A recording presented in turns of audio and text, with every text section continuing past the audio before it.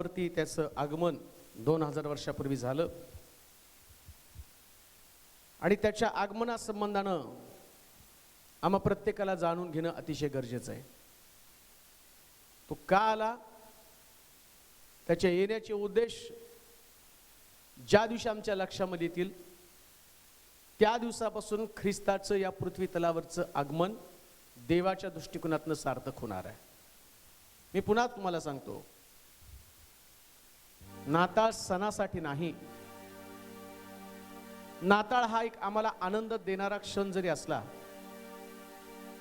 येशूच्या जन्मासंबंधीचा तो दिवस म्हणून आम्ही त्याच्याकडे जरी पाहत असलो, देव कोणतीच गोष्ट, कोणताच हेतू एक साधारण गोष्ट म्हणून पाहत नाही.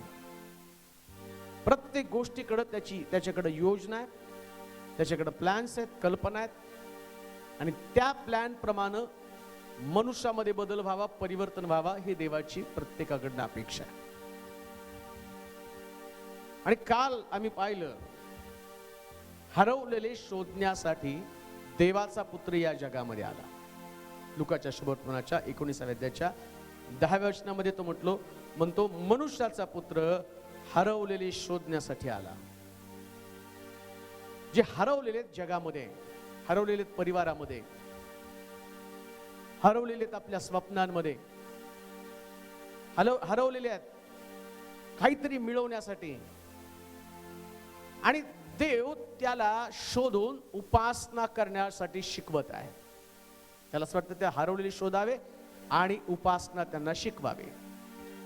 कारण देवाचा मूळ हेतूच आहे की त्याचे स्वतःचे उपासक असावेत. आणि म्हणून जो ग्रीक शब्द त्याला झेटिओ म्हणजे देवाची उपासना करण्यासाठी शिकवणं असं म्हटलेलं आहे. देव त्याच्या उपासकांना शोधत आहे. आणि शमूरणी स्त्रीला येशू म्हटला पित्याचे स्वतःचे उपासक असावेत.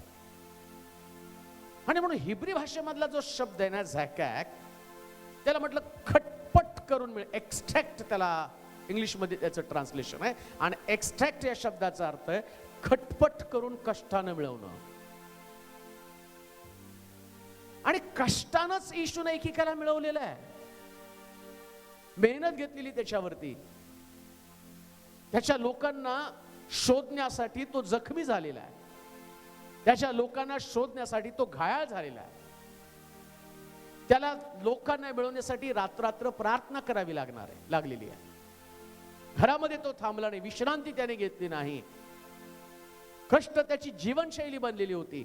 विसा हा शब्द त्याच्याकडे नव्हता. आणि मग या उपासकांना त्यानं शोधलं उपासना करण्यासाठी.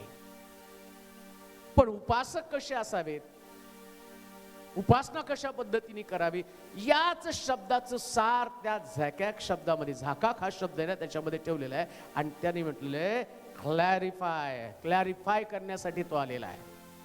शोधणं, जो हरवलेले शोधण्यासाठी त्याला शब्द शोधणे या शब्दासाठी शब्द हिब्री भाषेतला त्याला म्हटले झाकाक. आणि झाकाक म्हणजे क्लॅरिफाय. लेट मी क्लॅरिफाय, मला स्पष्ट करू द्या असं म्हटलेलं आहे.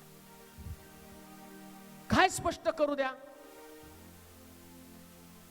उपासना करायला देव उपासक शोधत आहे म्हणजे सगळेच उपासना करू शकतील का? परमेश्वराच्या गिरीवरती कोण चढेल? ज्याचे हात शुद्ध आहे. उपासकाचे हात शुद्ध पाहिजे. त्याचे हात रक्तानं माखलेले असता कामा नये. त्याच्या हातामध्ये लाच असता कामा नये. त्याचे हात पाप करणारे असता कामा नये. परमेश्वर पवित्र आहे. त्याचं अर्पण देखील तसंच पवित्र असलं पाहिजे. आमच्या हातामध्ये कुठल्या प्रकारची पापकर्म असता कामा नये. जो उपासना करतो ना त्यानं त्याच्या हाताचं शुद्धीकरण केलंच पाहिजे. का हात अशुद्ध झाला? कुठे पवित्र शास्त्रामध्ये हाताचं अशुद्धीकरण? ज्यावेळेस मोशे देवाचा सेवक परमेश्वराची सेवा करत असताना एक प्रसंग त्या ठिकाणामध्ये घडला. मोशेनं एका कनानी स्त्री बरोबर लग्न केलं आणि मोआबी स्त्री बरोबर लग्न केलं. आणि काय घडलं त्या काळामध्ये? मिरियम आणि आरोनने त्याच्या विरुद्ध कुरकुर करायला सुरुवात केली. आता तो मोशे एक सामान्य सेवक आहे, देवाचा सेवक आहे. कोणताही सेवक सेवा करताना तो माणूस पण असतो, सेवक पण असतो. त्याच्याकडनं चुका होण्याची शक्यता आहे. ही गोष्ट नेमकी त्यांनी पकडली आणि त्यांनी या मोशेच्या विरोधामध्ये कुरकुर करायला सुरुवात केली. काय देव तुझ्याशीच बोलतो का? आणि बायबल सांगतं देवाला ती गोष्ट खटकली. सेवक ज्या सेवा करतो ना त्यास त्याला सगळं सोडावं लागतं. आपला बाप, आपली आई, आपलं भाऊ, आपली बहीण, मित्र, नातेवाईक, गणगोत, नोकरी, स्वप्न, भविष्य, परिवार, सगळ्याची त्याला किंमत चुकवावी लागते. सेवक सेवा करताना देव सेवकाला बनवण्यासाठी देवाकडे पण भरपूर वेळ जातो. मोशेला बनवण्यासाठी 40 वर्ष प्रभूने खर्च केली. 40 वर्ष अरण्यामध्ये गेला आणि 40 वर्षानंतर देवाने त्याला सेवेचं पाचारण केलं. देवाला मोशे काय ते माहित आहे, काय त्यानं त्याग केलेला आहे. पापाचं क्षणिक सुख भोगण्यापेक्षा देवाच्या लोकांबरोबर दुःख भोगणं त्यानं पत्करलं. आता प्रभूला हे माहितीये सेवेसाठी त्यानं काय किंमत चुकवलेली आहे. सेवा करणारे लोक जे आहेत ना त्यांना किंमत चुकवावी लागते. लेट मी क्लॅरिफाय, स्पष्टीकरण मला तुम्हाला द्यायचंय. हात अशुद्ध कसा होतो? आता या लोकांनी मिरियमनी आणि अरोनानं मोशेच्या विरोधामध्ये कुरकुर केली आणि बायबल सांगतं मिरियमचा हात कोडानं भरून गेला. ज्याच दिवशी परमेश्वराच्या सेवकाविरुद्ध आम्ही कुरकुर करतो ना त्याच दिवशी आमच्या हातावरती अशा प्रकारचं शासन अशुद्ध बनतं. आज कित्येक लोक आराधना करणारे लोक आराधना कोण करू शकतं? जे सेवकाच्या विरोधामध्ये कुरकुर करत नाही, अशुद्ध हात नाहीत, ज्यांच्या हातामध्ये लाच नाही, ज्यांचे हात पाप करायला सकवत नाहीत, असे लोक. परमेश्वराच्या गिरीवरती कोण चढेल? ज्याचे हात शुद्ध, ज्याचं अंतःकरण शुद्ध, हृदयामध्ये शुद्धता असू द्या. स्पष्टीकरण घ्या. तो क्लेरिफाय करत आहे, माझे स्वतःचे उपासक, माझ्या मंडळीची उपासना नाही. आम्ही म्हणतो आमची ही उपासनेची पद्धत आहे, आमच्या उपासनेमध्ये टाळ्या चालत नाही. तुमची कुठली उपासना? कोणी तुम्हाला सांगितली ही उपासना?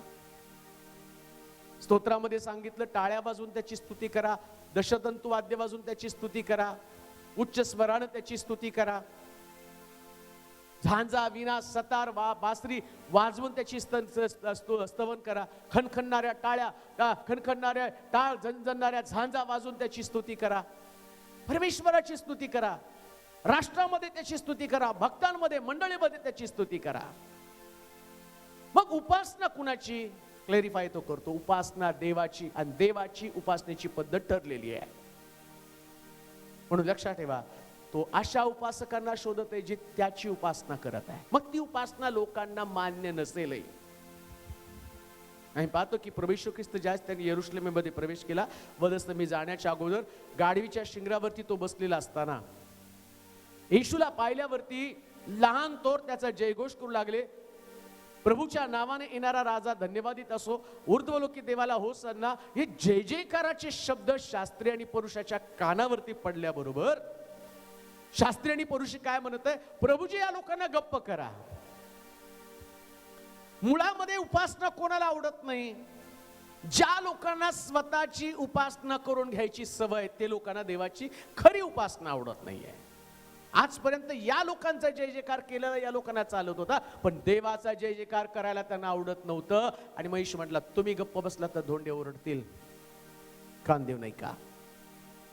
उपासना देवाची, आणि देवाची उपासना देवाच्या पद्धतीनं, शास्त्रात लिहिल्या पद्धतीनं. म्हणून म्हटलं झकाक या शब्दाचा अर्थ क्लेरिफाय, स्पष्टीकरण देणं. देवाला जशी उपासना आवडते तशी. आणखीन एक त्याला शब्द आहे झॅकॅकला, आणखीन एक मराठी शब्द इंग्लिश शब्द वापरलं आणि त्याला म्हटलेले पर्ज. शोधणं म्हणजे काय? नुसतं शोधणं नाही, तर त्याच्यातलं पर्ज म्हणजे त्याच्यातला कलंक धुण्याचं काम केलं जातं. पाप धुवून शुद्ध करणं, पर्ज. मनुष्याचा पुत्र हरवले शोधण्यासाठी आला आणि त्यांना पर्ज करण्यासाठी, म्हणजे त्यांचा कलंक धुवून त्यांना शुद्ध करण्यासाठी. कलंकित जीवनानं कोणी उपासना करू शकत नाही. जे सापडले त्यांचा कलंक पुसला जातो. जक्कयाचा कलंक पुसण्यासाठी आला. मरियममध्ये जे व्यभिचार करणारी स्त्री होती, जी येशूच्या पायावरती तिनं तेल ओतलं, आणि ते ज्याप्रमाणे आम्ही म्हणतो शास्त्री आणि पुरुष म्हटले, हा जर खरा संदेश असता तर याला कळलं असतं की कोण स्त्री त्याच्या पायाला स्पर्श करत आहे. हे लक्षात आलं तिच्या. या गोष्टी तिच्या ध्यानामध्ये आल्या.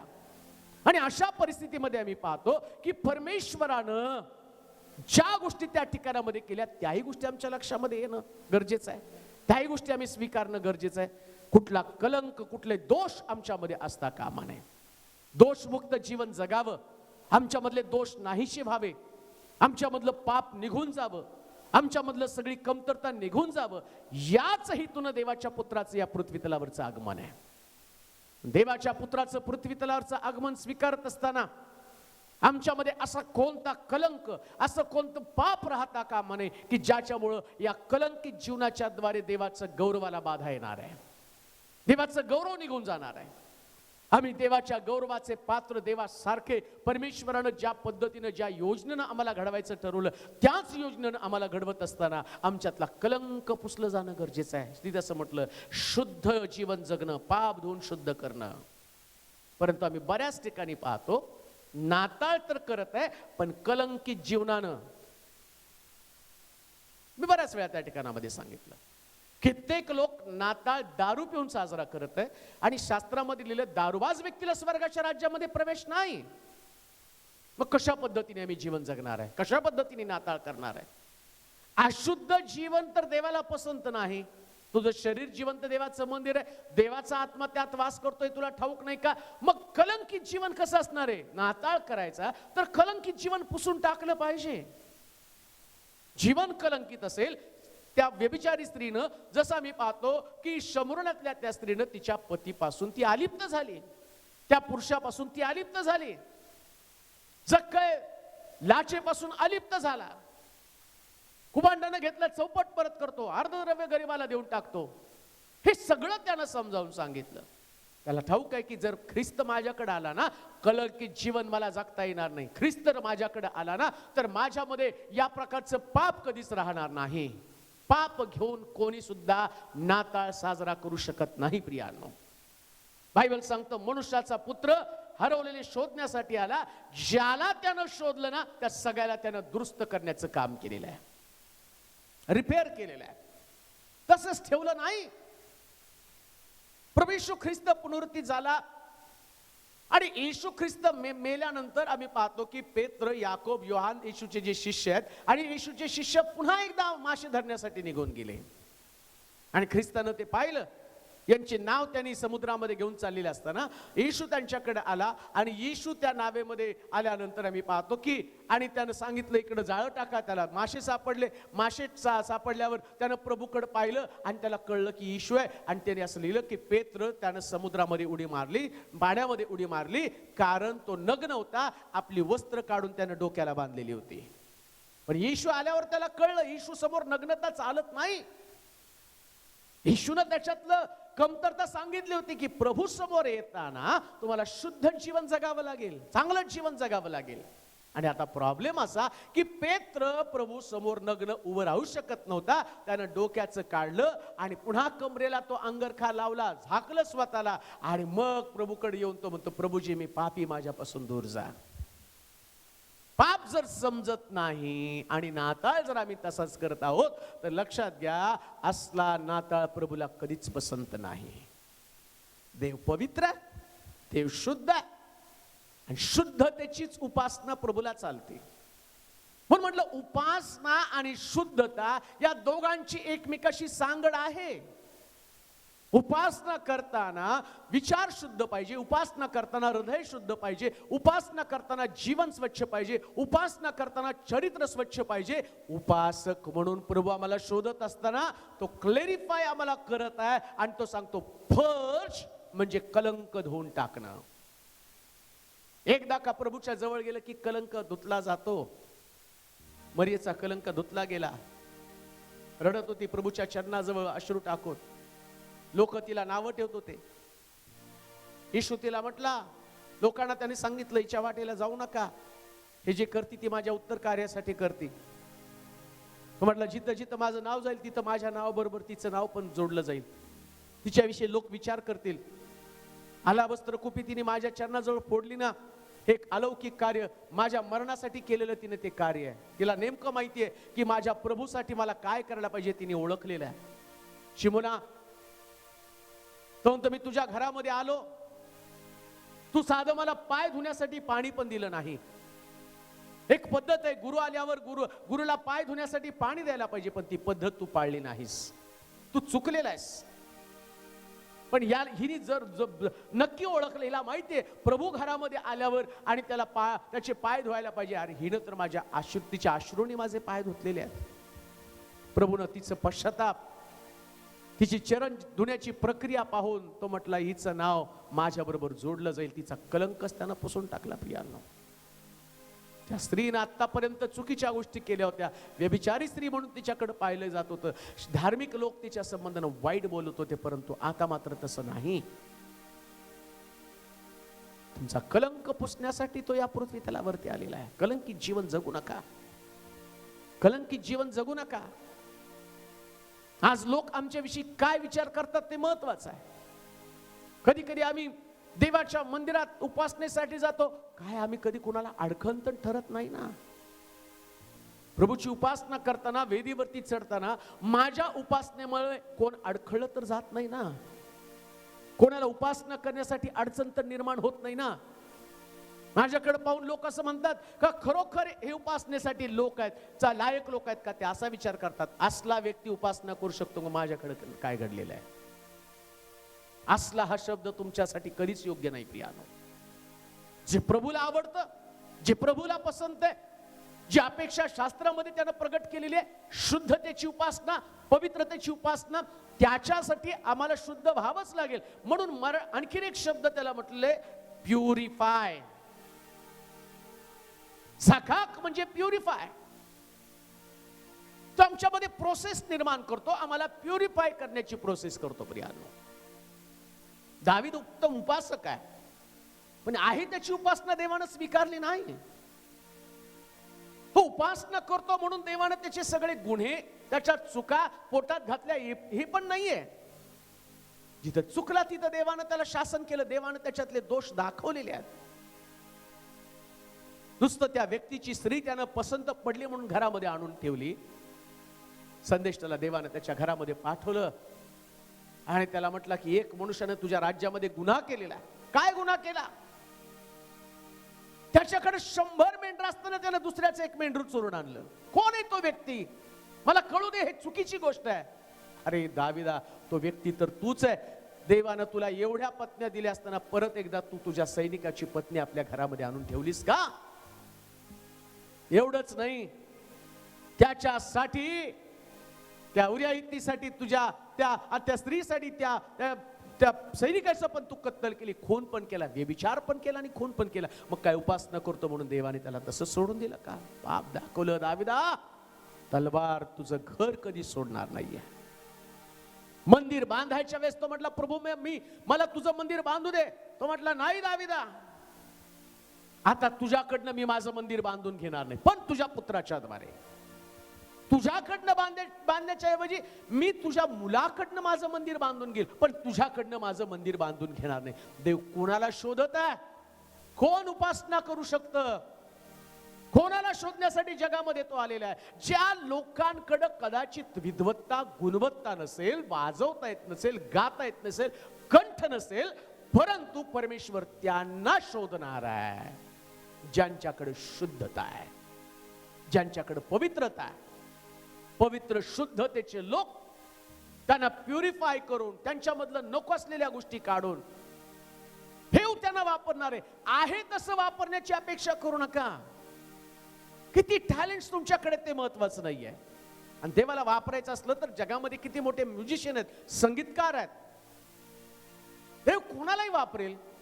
त्याच्या मनात आलं तर जगामधले सगळ्यात भारी गाणारे तो त्याच्या मंदिरामध्ये घेऊन येईल वाजवण्यासाठी, गाण्यासाठी. पण देव त्यांना वापरत नाही. देव वापरतो समर्पित लोकांना, ज्यांच्यामध्ये शुद्धता आहे, ज्यांच्यामध्ये पवित्रता आहे, ज्यांच्यामध्ये चांगुलपण आहे. अशाच लोकांना प्रभू शोधत आहे. शोधण्यासाठी तो आलेला आहे. शिकस्त करत आहे, टक्कर देत आहे. रोज प्रभू त्यांची वाट पाहत आहे. देवाचे प्रिय लोक हो, परमेश्वराच्या हाती सापडूया. स्वतःमधलं अशुद्ध, अमंगळपण, चुकीच्या गोष्टी, चुकीच्या सवयी काढून टाकणं. प्रभूच्या घरामध्ये, देवाच्या मंदिरामध्ये येताना आमच्यामध्ये कुठल्याही प्रकारच्या अमंगळ, अशुद्ध, देवाला न पसंत पडणाऱ्या अपवित्र गोष्टी आमच्यात असता कामा नये. अहंकार पण अपवित्र आहे.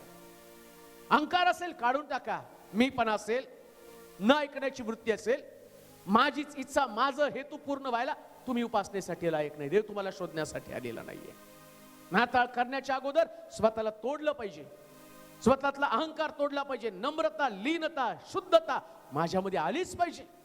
कारण पर्ज टू प्युरिफाय म्हणजे शुद्ध करण्यासाठी आला. तो म्हणतोय जा इथून पुढे पाप करू नकोस.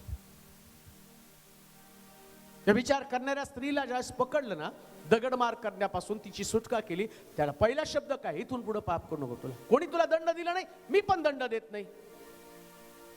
मग क्षमा केली म्हणजे पापाला त्यानं मोकळीता दिली असं नाही. इथून पुढे पाप करू नकोस. देव एका मर्यादेपर्यंत त्याच्याकडे तुमच्यासाठी संधी आहे, पण एकदा का ती मर्यादा ओलांडली की पुन्हा देवाला तुमच्याकडे संधी नाही. दंड दाविदाला दिला. दंड ज्या ज्या लोकांनी देवाच्या विरोधामध्ये काम केलेले अशा प्रत्येक व्यक्तीला देवानं शासन केलेले आहे. कोणत्या चुकीबद्दल त्यानं त्यांच्या चुका पोटात घालून त्यानं राखलं नाही. देवाचे प्रिय लोक, झॅकॅक या शब्दाचा अर्थ पर्ज, पाप धुवून शुद्ध करणं, कलंक धुणे, प्युरिफाय शुद्ध करणं. आणि आणखीन एक शब्द आहे त्याला म्हटलेलं रिफाईन. फार सुंदर शब्द आहे रिफाईन. आणि आम्हाला माहिती आहे की रिफाईन हा शब्द तेलासाठी जास्त प्रमाणामध्ये वापरला जातो. रिफाईन करावं लागतं. फाईन आणि रिफाईन. रिफाईन म्हणजे परत एकदा टाकणं आणि त्याच्यात असलेली भेसळ काढणं. रिफाईन हा शब्द आहे. रिफाईन तेल किती वेळा रिफाईन केलं, एकदा, दोनदा, तीनदा. तेल बनवलं जातं, पण तेल आणि रिफाईन तेल याच्यामध्ये फरक आहे. काही वेळेस तेल बनवलं जातं, पण त्याच्यात न दिसणारे बारीक बारीक शेंगदाण्याचे कण किंवा ज्याचं तेल आहे ना, त्याचे बारीक बारीक स्पॉट त्याच्यामध्ये असतात आणि त्याच्यामुळं त्या तेलाला जी चव यायला पाहिजे ना, ती चव येत नाही. तसंच आहे. कधी कधी देव आम्हाला शोधतो, सेवा देतो, मंदिरातलं काम देतो, देवाच्या घरामधलं आम्हाला प्रथम स्थान देतो, देवाच्या घरामध्ये मला जागा देतो, पण काही गोष्टी बारीक बारीक आमच्यामध्ये असतात ज्या देवाला आमच्यामध्ये नको असतात. 100% शुद्धता देवाला आवश्यक आहे. 100%. देव आम्हाला 100% देतो ना, तर त्याला 100%च पाहिजे. तो कधीच तुम्हाला म्हणणार नाही की नाही थोडंस असलं तर चालेल. रिफाईन म्हटले, फार सुंदर शब्द आहे. तो म्हटला मनुष्याचा पुत्र हरवलेले शोधण्यासाठी आला, म्हणजे रिफाईन करण्यासाठी आलेला आहे, परत एकदा भट्टीमध्ये घालण्यासाठी. एक बारीक गोष्ट जे तुमच्या लक्षात येत नाही, पवित्र आत्मा तुम्हाला दाखवतो. वचनातनं बोध केला जातो, सभांमध्ये बोललं जातं, चर्चमध्ये वचनातनं बोध केला जातो. कधी एखादा सेवक येऊन तुमच्याशी बोलतो, कधी बिछाण्यावरती पडल्यावर स्वप्नांच्या द्वारे देव तुमच्याशी बोलतो. काहीतरी कमतरता याच्याविषयी तुम्हाला देव बोलतो. प्रकटीकरणाच्या पुस्तकामध्ये 7 मंडळांना पत्र लिहिताना एक एक कमतरता त्यानं दाखवलेली आहे. तुझ्या धीराविषयी मला माहिती आहे, तू पहिली प्रीती सोडलेली त्याच्याविषयी तो बोलतो. तुला दृष्टी येण्यासाठी तू अंजन विकत घेऊन ये, विकत घे असं म्हणतो. काहीकडे दृष्टी नाही, काहींचा विश्वास कमी झालेला आहे आराधना पण विश्वास नाहीये. कधी प्रार्थनेची कमी असते. प्रार्थनेची कमी का? कारण जगिक मन आहे, जगामध्ये गुरफटलेलं मन आहे, जगामध्ये रमणारं मन आहे. आणि त्याच्यामुळं परमेश्वर आमच्याशी बोलत असताना तो आमच्यातल्या कमतरता उणिवा दाखवण्याचं काम करत आहे. तो आमच्यातल्या उणिवा काढण्याचं काम करत आहे, रिफाईन करण्याचं काम करत आहे. भेसळ निघून जावी, कुठलीच भेसळ आमच्यामध्ये असू नये. एकीकडे प्रार्थना पण आहे, एकीकडे द्वेष पण आहे. एकीकडे प्रार्थना पण आहे, एकीकडे राग पण आहे. या दोन गोष्टी कशी काय ही भेसळ आमच्यामध्ये आहे? का आमच्यामध्ये ती भेसळ आहे? कित्येक दिवस आमचा राग गेलेला नाही, कित्येक दिवस आमचा संयम तुटलेला नाही, कित्येक दिवस आमच्या मधली सहनशीलता बाहेर पडलीच नाही हो. पण आराधना मात्र चालू आहे. जातो सेवेला, आत्मे जिंकायला, आत्मे पण येतात, पण तरी क्षमा न करण्याची वृत्ती, राग अंतःकरणात तसाच ठेवलेला आहे. ज्या प्रकारची परतफेड प्रभू आमच्याकडनं अपेक्षित करत आहे, ज्या प्रकारच्या गोष्टी प्रभू आमच्याकडनं अपेक्षित करत आहे, आणि तो म्हणतो ही भेसळ तुझ्यातनं निघून गेलीच पाहिजे. म्हणून आम्ही पाहतो की ज्यावेळेस येशू ख्रिस्तानं एका गावामध्ये प्रवेश केला, तर त्या ठिकाणामध्ये भर्तिमाई नावाचा एक व्यक्ती, एक भिकारी बसलेला होता. प्रभू या वाटेनं जात आहे हे त्याने ऐकल्याबरोबर तो जोरजोरात ओरडू लागला, अहो दावीद पुत्र माझ्यावरती दया करा. आणि त्याचं ओरडणं ऐकून येशूनं त्याला जवळ बोलवलं आणि तिथं असं लिहिलं, तो आपलं वस्त्र टाकून त्या ठिकाणामध्ये उठला. त्याला माहिती की प्रभूकडे मी याच वस्त्रानं जाऊ शकत नाही. देवाला भेटणं, आराधना म्हणजे देवाला भेटणं, आणि देवाला भेटायला जात नसताना आहे तसं कोणी जाणार नाही. बारीक बारीक गोष्टी ज्या आमच्याकडं ना, ज्या आमच्यामध्ये आहेत ना, त्या बाहेर काढल्याच पाहिजेत.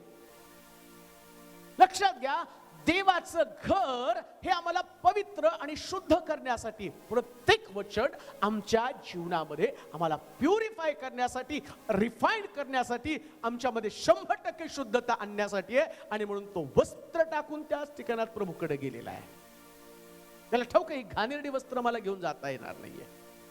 घाणेरडं जीवन, ज्या गोष्टीचा प्रभूला राग आहे, ज्या गोष्टी सांगितलेल्या आहेत, ज्या गोष्टी वारंवार आमच्या कानावरती पडत आहे, जे आमच्यातली कमतरता आहे, जे आमच्यातलं पाप आहे, ज्या आमच्या सवयी आहेत, ज्याच्यावरती आमचं प्रेम आहे, ज्याच्याशिवाय आम्हाला करमत नाही, ज्या गोष्टीला आम्ही आमच्या जीवनात महत्व दिलेले, असल्या सगळ्या गोष्टी आमच्यातनं काढून टाकणं आमच्यासाठी चांगलं आहे प्रियानो. त्याच्यामध्ये आमचं हित आहे. मनुष्याचा पुत्र हरवले शोधण्यासाठी आला, शोधण्यामध्ये त्यानं म्हटलं रिफाईन करण्यासाठी आलेला आहे. दाविदातला व्यभिचार काढण्यासाठी देवानं त्याला रिफाईन केलं. तलवार त्याच्या घरामध्ये पाठवलेली आहे. खान देऊ नये का, रिफाईनची प्रोसेस सगळ्यात भयानक आहे. चरख्यात जाणं पूर्णपणे आणि आमच्यातलं सत्व निघून जाणं, आमच्यातली घाण काढण्यासाठी जी प्रोसेस आहे, त्याच्यासाठी आम्हाला त्या अनुभवातनं, त्या भट्टीतनं जावं लागणार आहे. जी भट्टी आमच्यासाठी कधीच आनंदाची नसणार आहे. ती भट्टी कधी आम्हाला आनंद देणार नाही. का? कारण या गोष्टीला बाहेर पाडण्याचं हेच एक माध्यम आहे. मग का आताच आम्ही त्या सोडू नये? किती वर्ष आम्ही तेच घेऊन चाललेलो आहोत. किती वर्ष आम्ही अशाच प्रकारचं एकच जीवन आणि एखाद्या चक्रासारखं वारंवार त्याच्यानंतर तेच वर्षानुवर्ष अशाच पद्धतीचं जीवन जगलेलं आहोत. व्यसनानं भरलेलं, सवयीनं भरलेलं, अहंकारानं भरलेलं, मीपणानं भरलेलं, सगळं तुच्छ, सगळं अशुद्ध जीवन. आणि प्रभूची इच्छा आहे की त्यातून आम्ही बाहेर पडावं. मनुष्याचा पुत्र हरवलेले शोधण्यासाठी, रिफाईन करण्यासाठी आलेला आहे. आणि देवाचं वचन आज तुमच्याकडे येत असताना तुम्हाला रिफाईन करण्याचं काम करते का नाही? तुमचं प्रत्येक गुन्हे पण तुम्हाला दाखवत आहे. ज्या गोष्टी एखाद्या धसकटासारख्या, ज्या गोष्टी एखाद्या कचऱ्यासारख्या आमच्यामध्ये असेल, त्या सगळ्या कचऱ्याला, त्या एखाद्या बारीक असणाऱ्या त्या डॉट्सला, त्या बारीक बारीक एखाद्या कणाला आमच्यातनं बाहेर काढावं. पूर्ण बघितलं की ट्रान्सपरंट दिसावं.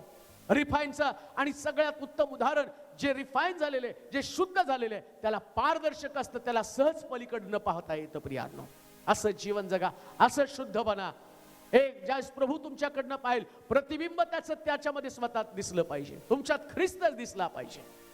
ट्रान्सपरंट तुमचं जीवन बनणार आहे. आतमध्ये कोणत्याच गोष्टी नाहीये. आतमध्ये अशा प्रकारचं काहीच साठवलं नाही ज्याच्यानं पवित्र आत्म्याचं कार्य माझ्यामध्ये थंडावलं जाईल, ज्याच्यामुळं पवित्र आत्मा माझ्यातनं निघून जाईल, ज्याच्यामुळं देवाचं कार्य अडखळलं जाणार आहे, ज्याच्यामुळं प्रार्थना अडखळली जाणार आहे, ज्याच्यामुळं समर्पण अडखळलं जाणार आहे, ज्याच्यामुळं देवाचं राज्य अडखळलं जाणार आहे. अशा कोणत्याच गोष्टी माझ्यामध्ये नसणार आहे. मनुष्याचा पुत्र हरवलेले शोधण्यासाठी आलेला आहे. आणि आज परमेश्वराचं वचन खास तुम्हाला शोधण्यासाठी आलेलं आहे. तुमच्यातलं एक एक पाप जर तुम्हाला दिसत असेल आणि ती सोडण्याची तुमची तयारी असेल, तर तुम्ही धन्य लोक आहात. पण तसंच घेऊन पुढे जाल तर देवाचं गौरव तुमच्यातनं निघून जाणार आहे आणि नाताळचा खरा आनंद तुम्हाला मिळणार नाही. माझ्या प्रिय बाबा, माझ्या प्रिय बहिणी, रिफाईनच्या प्रोसेसमध्ये जा. जे नाही पसंत देवाला ते काढून टाक आणि परत एकदा या वर्षाच्या नाताळामध्ये प्रभूला एखाद्या समर्पित जीवनासारखं तुझं जीवन समर्पित करून म्हण, प्रभू आजपर्यंत नाताळ केला तसा नाही, मला तुझ्या योजनेप्रमाणे, तुझ्या वचनाप्रमाणे बनवायचं आहे. प्रार्थना करू आपण. सर्वसमर्थ आमच्या देवा, महान गौरवी पवित्र आमच्या राजा, तुझे आभार मानतो, तुझ्या पवित्र नामाची स्तुती करतो. नाताळाचा अर्थ तो मला रोज समजावून सांगत आहे. मनुष्याचा पुत्र हरवलेली शोधण्यासाठी, रिफाईन करण्यासाठी, शुद्ध करण्यासाठी आला. आणि जर अशुद्ध जीवन घेऊन अजूनही आम्ही नाताळ करत आहोत, तर आम्ही स्वतःलाही फसवत आहोत आणि तुझी फसवणूक करत आहोत. तू कधीच फसणार नाही, कारण तुझ्याकडं हातामध्ये सूप आहे, तुझ्याकडं भट्टी आहे. ऐकणाऱ्या प्रत्येकाची मन अंतःकरण तू घड. चुकीच्या गोष्टी त्यांना दाखव आणि ज्या चुकीच्या गोष्टी त्यांच्या अंतःकरणातून काढून टाक. त्यांना चांगला व्यक्ती बनव देवा. ज्या ज्या लोकांच्या कानावरती हे तुझे शब्द पडत आहे, आज त्यांची पुनर्बांधणी कर. आज त्यांच्या जीवनाला एक नवीन कलाटणी दे, एक नवीन चकाकी दे. समस्या, अडचणी, प्रश्न, सर्व प्रकारच्या बंधनं यातून त्यांना बाहेर काढ आणि खरा नाताळाचा आनंद त्यांना तू दे. येशूच्या नावात मागतो म्हणून तो ऐक. आमेन.